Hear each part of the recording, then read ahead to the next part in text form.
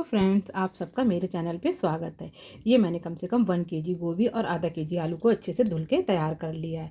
इधर मैंने gas on करके कढ़ाई रख दी, ऑयल लगा दिया था। गोभी को बहुत अच्छे से उलटते पलटते खूब अच्छे से फ्राई कर लिया नमक डाल करके। गोभी मेरी अच्छे से फ्राई हो गई, तब मैंने इसको निकाल लिया।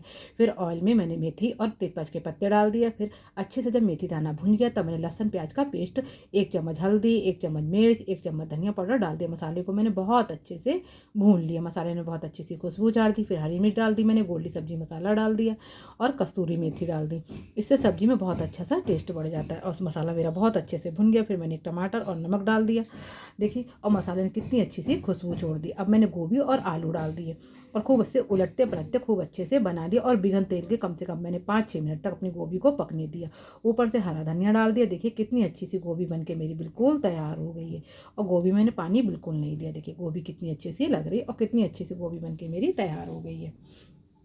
1 कटोरी मैंने बेसन लिया था, उसको तसले में अच्छे से छान लिया। उसमें नमक डाल दिया, थोड़ी सी हल्दी डाल दी और हींग डाल दी। और फिर पानी की सहायता से मैंने पकौड़ियों का गाढ़ा गाढ़ा घोल बना लिया। देखिए पानी डालते जाएंगे, घोल को बनाते जाएंगे। इस तरीके से आपको पकौड़ियों का घोल तैयार कर लेना। और रिबन की तरह देखिए पकौड़ियाँ मेरी टूट रही हैं। इधर मैंने गैस ऑन करके कढ़ाई रख दी थी, उस पर अच्छे से पकौड़ियों को तोड़ लिया। उलटते पलटते मैंने 2 बैच में अपनी पकौड़ियों को अच्छे से फ्राई कर लिया। और पकौड़ियाँ भी बन के मेरी बिल्कुल अच्छे से तैयार हो गई। देखिए कितनी अच्छी पकौड़ियाँ बनके तैयार हो रही हैं। फिर मैंने 1 कटोरी बेसन लिया, उसको मैंने छान लिया तसले में अच्छे से। और कम से कम मैंने घर पे दही जमा के रखा था। 1 कटोरी बेसन में मैंने कम से कम 2.5 कटोरी दही लिया था, उसको अच्छे से फेंट लिया था और पानी डाल दिया था। खूब अच्छे से इसका पतला पतला मैंने घोल बना के तैयार कर लिया। दही और बेसन का घोल बन के मेरा तैयार हो गया। देखिए दही और बेसन का मैंने घोल बना के तैयार कर लिया। उसी कढ़ाई में मैंने ऑयल को कम करके फिर उसमें धनिया डाल दिया और मिर्च डाल दिया। खूब अच्छे से धनिया मिर्च मेरा हो गया। तब मैंने 1.5 चम्मच लमसम हल्दी ली थी और आधी छोटी चम्मच मिर्च ली थी पीसी, और उसका एक गाढ़ा सा घोल बना के तैयार कर लिया। और उसी कढ़ाई में मैंने धनिया और प्याज को अच्छे से भून गया था। तब मैंने अपने पेस्ट को डाल दिया। देखिए अब कितना अच्छा सा मेरा हल्दी मिर्च भून गया। थोड़ा सा पानी लगा दिया, ये भून के बिल्कुल तैयार हो गए। जब अच्छे से मसाला ने खुशबू छोड़ दी, तब मैंने जो घोल बना के रखा था दही और बेसन का, उस घोल को डालते जाएंगे और चलाते जाएंगे। देखिए कितनी अच्छी सी कढ़ी में खौल आ गया, देखने में कितनी अच्छी कढ़ी लग रही। फिर मैंने नमक डाल दिया और कम से कम मैंने आधे पौन घंटे तक कढ़ी को बहुत अच्छे से खौला लिया। जब कढ़ी ने बहुत अच्छी सी खुशबू छोड़ दी, तब मैंने उसमें पकौड़ियाँ डाल दी और लमसम मेरी कढ़ी बन के तैयार हो गई। फिर मैंने ऊपर से हरा धनिया डाल दिया। देखिए यम्मी यम्मी कढ़ी बन के बिल्कुल तैयार हो चुकी है। देखिए कढ़ी देखने में कितनी अच्छी लग रही है। फिर मैंने एक कढ़ाई रख दी, उसमें अच्छा सा ऑयल लगा दिया। ऑयल में मैंने जीरा और तेजपात के पत्ते डाल दिए, भुन गया। तब उसमें लहसुन प्याज का पेस्ट डाल दिया, वो भी बहुत अच्छे से भुन गया।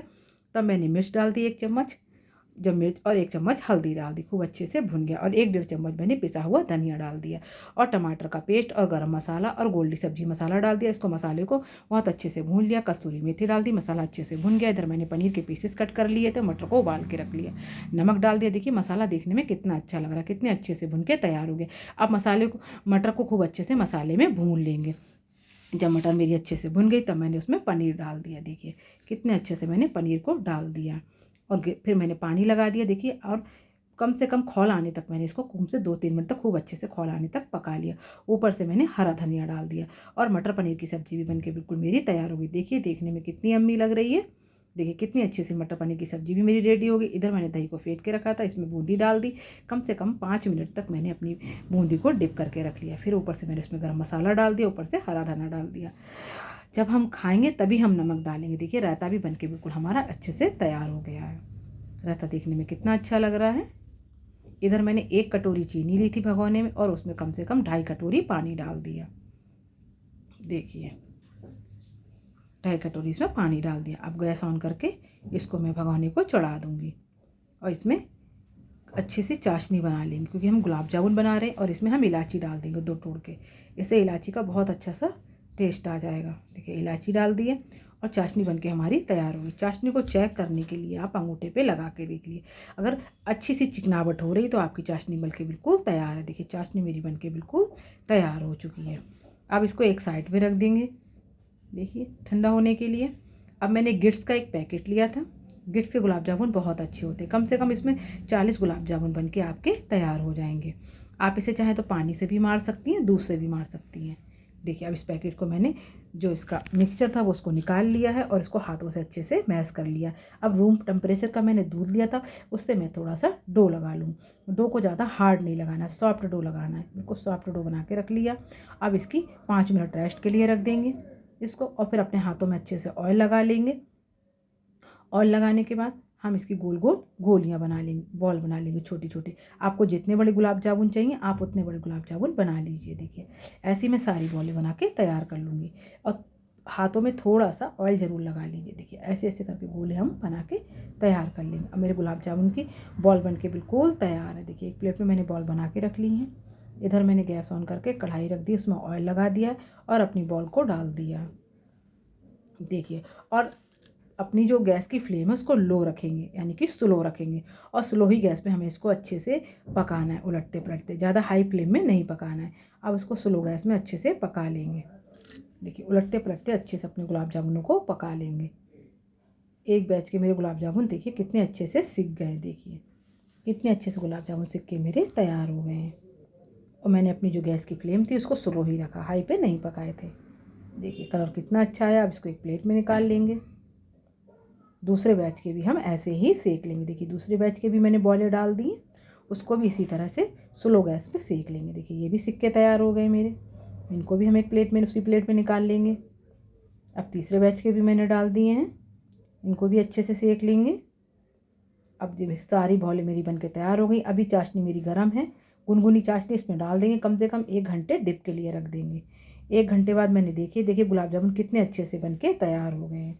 पूरी चाशनी पी जाएंगे, कितने सॉफ्ट बने। देखिए यम्मी यम्मी गुलाब जामुन बने, गुलाब जामुन भी बन के तैयार हो गए। फिर मैंने सारी पूड़ियाँ बना ली, पूड़ियाँ भी बन के मेरी तैयार हो गई। फिर मैंने एक कुकर में अपने चावल कम से कम 2 विसल आने तक अपने चावलों को धो के तैयार कर लिया। 2 विसल आने तक गैस पर रख के चावल को तैयार कर लेंगे। देखिए खाना मेरा बन के बिल्कुल तैयार हो गया। जो मैंने बनाया उस प्लेट में देखिए कितनी अच्छी सी थाली तैयार हो चुकी, करवा चौथ स्पेशल। इस तरीके का मैंने करवा चौथ पे खाना बना के तैयार किया था। जो बनाया है वह मैं आपको दिखा रही हूँ। देखिए अब हम करवा चौथ की पूजा कर लेते हैं। देखिए इस तरीके से मैं तैयार हुई थी और मैंने इस तरीके से पूजा की थी। आरती कथा सब तैयार कर ली मैंने। देखिए अच्छे से मैंने कथा पढ़ ली थी, अच्छे से तैयार हो गई थी। फिर मैंने आरती कर ली और फिर मैं अपने चंद्रमा को अर्घ देने गई थी। देखिए फिर मैंने अपने चंद्रमा को अर्घ दिया और फिर अपने व्रत को खोल लिया। देखिए इस तरीके से करवा चौथ का व्रत पूरा हुआ मेरे, और करवा चौथ स्पेशल ब्लॉग मैंने बनाया, वो आपको दिखाया। अगर पसंद आए तो लाइक और सब्सक्राइब।